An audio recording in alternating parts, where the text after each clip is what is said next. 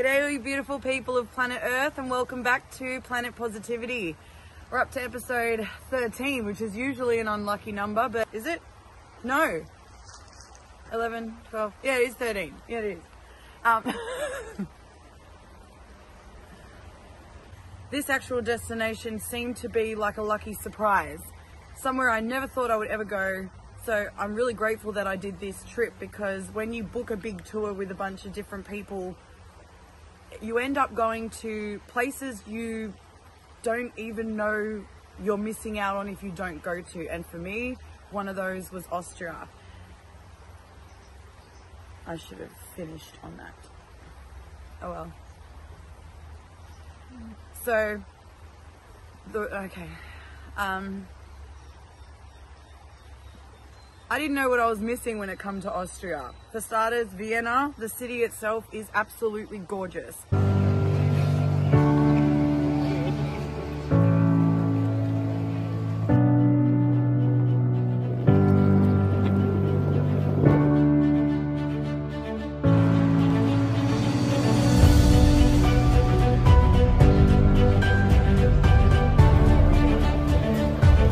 I had no idea of the beauty that the city actually had, and it wasn't until I was there that I saw it for myself. But more than anything, I had no idea of how important Vienna in Austria and the education in that area for most of the late 18th and 19th century, what that place was able to produce in terms of historical figures, major historical figures. With the 4 things that bring humanity together, 2 of them, music and art, would not be what it is today if it wasn't for the education that people had in Austria and what they were able to do for the world. You've heard of Beethoven, you've heard of Mozart, who was another one? Oh my gosh, my brain's farting. Is it the classical Schwartz? What's his name? Strauss. Oh. Pardon? Yeah, it was Mozart, Beethoven, Strauss. That's just with classical music. Then there were majorly famous artists, people that actually revolutionized art. They got not only their education, but some of their creations actually happened there. It's also very famous because Sigmund Freud, or Fraud, I don't know how to say it properly, but in what he did for psychology, absolutely amazing. We're gonna call this take 2. I've had really bad luck between the wind and the rain and my throat and my voice and life. But nothing's gonna stop me today. Let's get this episode on the road. Can't wait to show you Austria.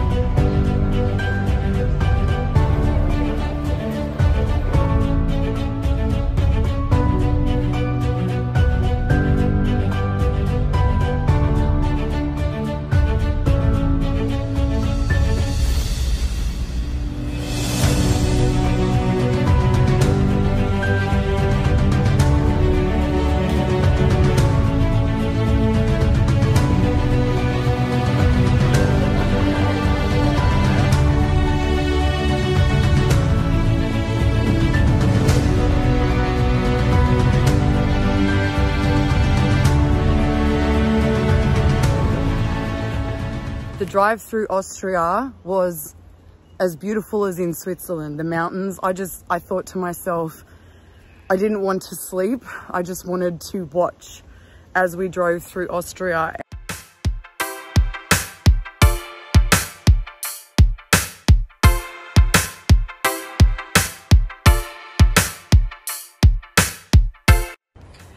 It's not always the thing I talk about first, but it is one of the most important things to me, and that would be food. No matter where you go in the world, every country has something that they're famous for, something that you can't miss trying. and something that you'll never get the same way that you get when you're actually in that country. And for Austria, in particular Vienna, the city, it has to be the schnitzel. Schnitzel? Schnitzel, I don't know. We call it a schnitty or a snitty in Australia anyway. And Aussies love their chicken schnitzel, but Vienna does it on a whole new level. It's veal, it's lightly crumbed, it's delicious. It's worth breaking vegetarianism for, which is exactly what I did. Outside of going to Vienna, the city, and we spent the night there, there was only one location that we went to in Austria, and I've been battling within about how I'm supposed to talk about it. I'd never been to a concentration camp before. And after this experience, I don't know if I'd ever go back and see any other concentration camp again. The only thing that saved that experience from being just heartbreaking, gut-wrenching and soul-crushing is that there was evidence from humanity, the other people that had visited from all over the world, that even in a place completely built for negative reasons, so much pain, so much suffering, everything that happened there, humanity is spreading nothing but love, joy, positivity and remembrance in one of the most painful places you could ever go to.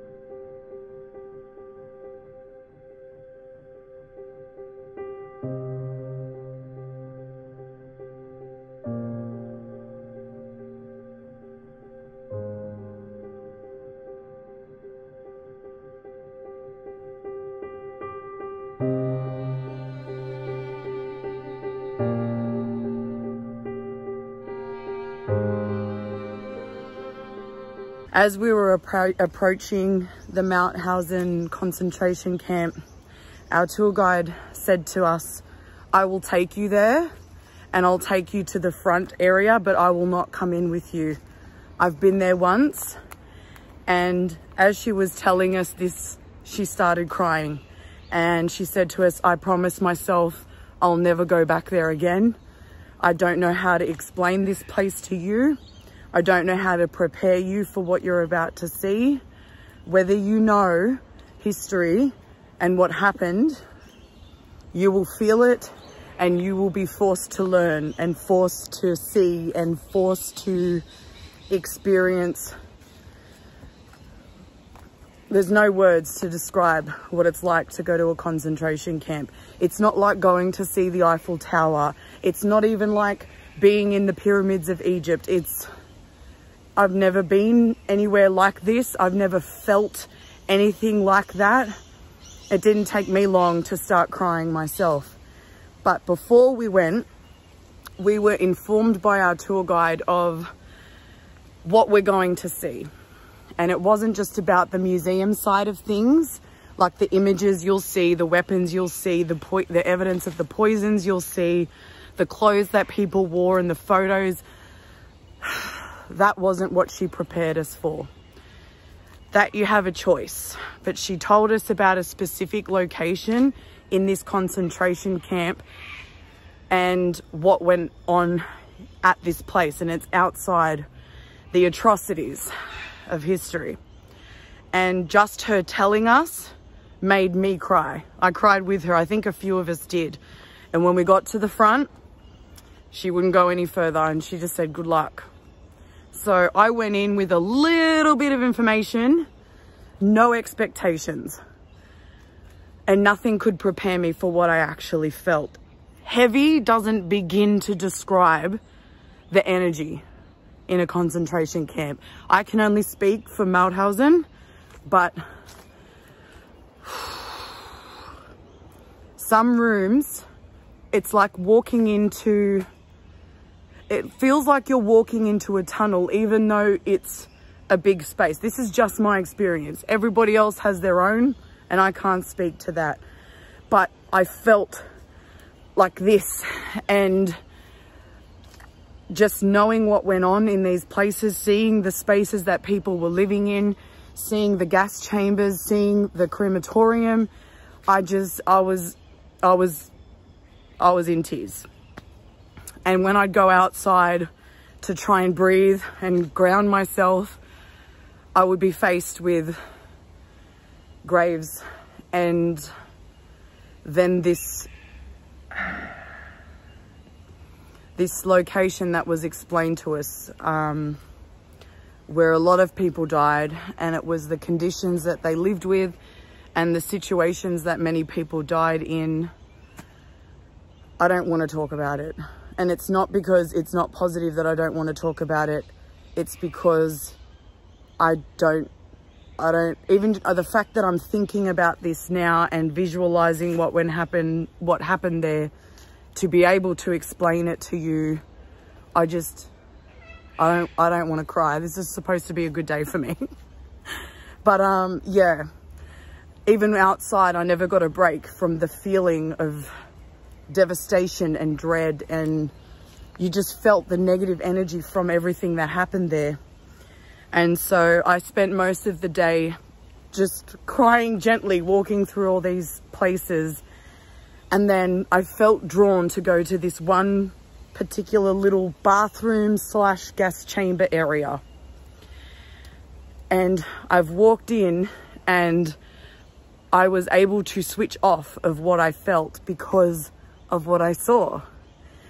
And I was overwhelmed with emotion, but instead of heartbreak, it was like joy and positivity. So I walked out, tried to compose myself, because I wanted to be able to go and not be heard on the camera. I didn't know I was going to make a YouTube channel, but even just to show family and friends. I was as quiet as I could be with the fact that I was crying, but all over the walls, I saw at least 10 different languages, and there were love hearts, there were messages of remembrance, there was people writing the country that they're from, we remember you, the date that they were there. It was just messages of love and positivity and recognition for the suffering that went down and this time in history. And the joy that I felt that people are transforming, transmuting, they're changing the energy. This one place didn't feel as bad as everywhere else did. So I was pretty surprised to learn when we got to Vienna, the city, that Hitler himself actually applied to be educated there along with all the greats. Rejected! Well, the people that were actually educated in Vienna absolutely changed the world. I will be honest with you, the musicians overshadow all the artists. There were amazing artists that were educated and made creations and did things all over Vienna and all over Austria. But because of the composers specifically, you don't often hear so much about the artists. And I don't know about you, but me personally, ever since I was a kid, I had like a sick obsession with musical instruments. I had no idea what I was doing, but often when I was a kid, everyone else would be playing and I'd pick up the guitar and just do my own thing. The first thing I ever learned on piano as a child was for Elise, and I jump on any piano I find and do it. I even did it in Egypt and annoyed people while I tried to find the right keys. But if it wasn't for Vienna and the education, who knows where we would be. Those two things that bring humanity together, music and art, what would they be if it wasn't for Vienna? We will never know, because thank goodness for Vienna.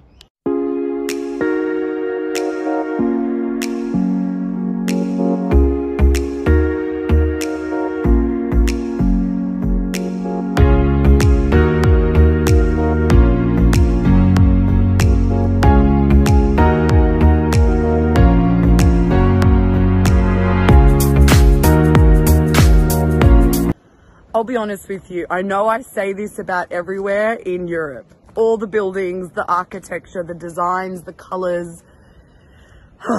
What we have in Sydney, Australia that matches is like, you'll see 2% of buildings in the city that look anything remotely similar.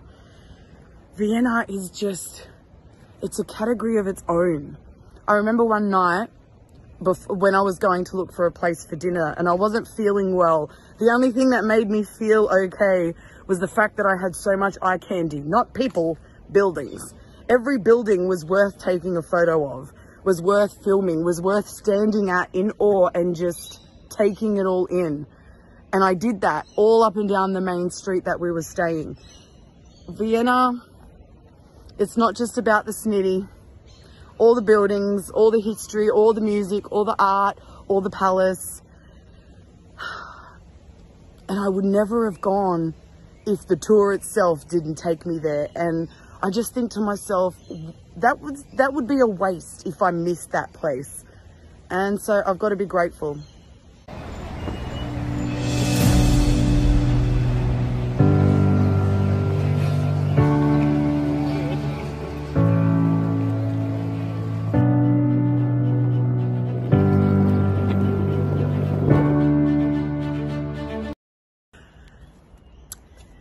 Sometimes around Europe and around the world, you get kind of sick of the palaces you need to see. It's like you've seen one palace, you've seen them all.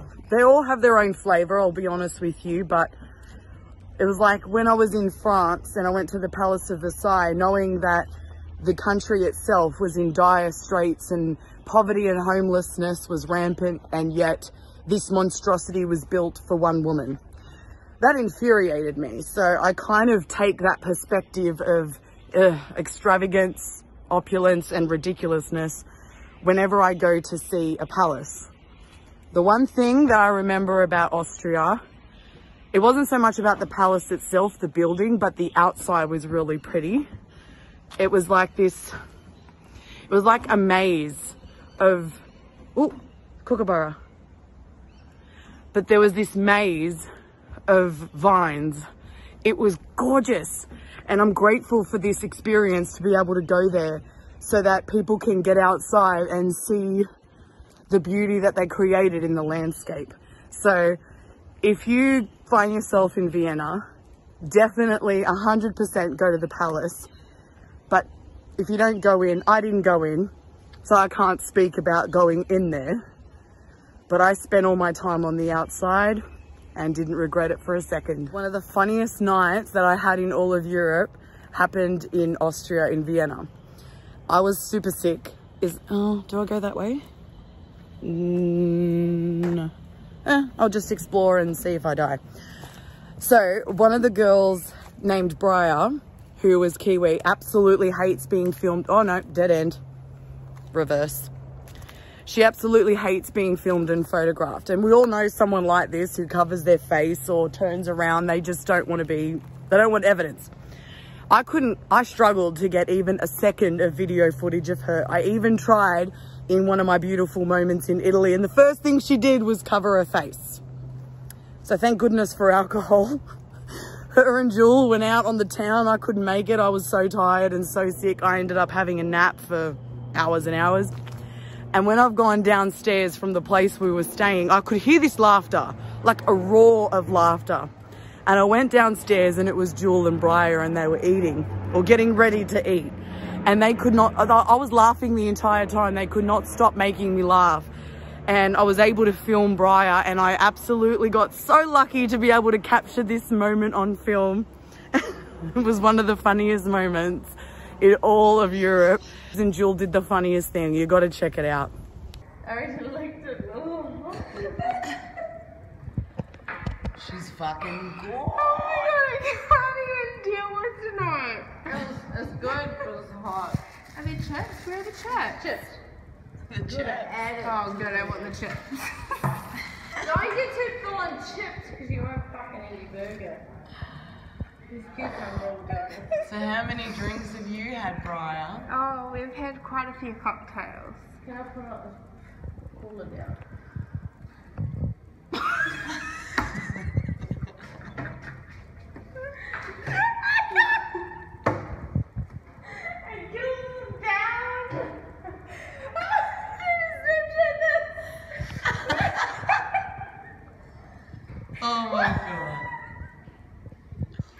happens when Kiwis drink on tour. Mwah. Thank you, Vienna. Thank you so much for everything that you did for the world with your education, with music, with art, with psychology. Thank you for the best schnitzel I have ever had in the world. Do not go past a Viennese schnitzel. It is definitely something you need to be eating, getting amongst. Get amongst the buildings, get amongst the architecture, and see the beautiful details that this country and this city has to offer.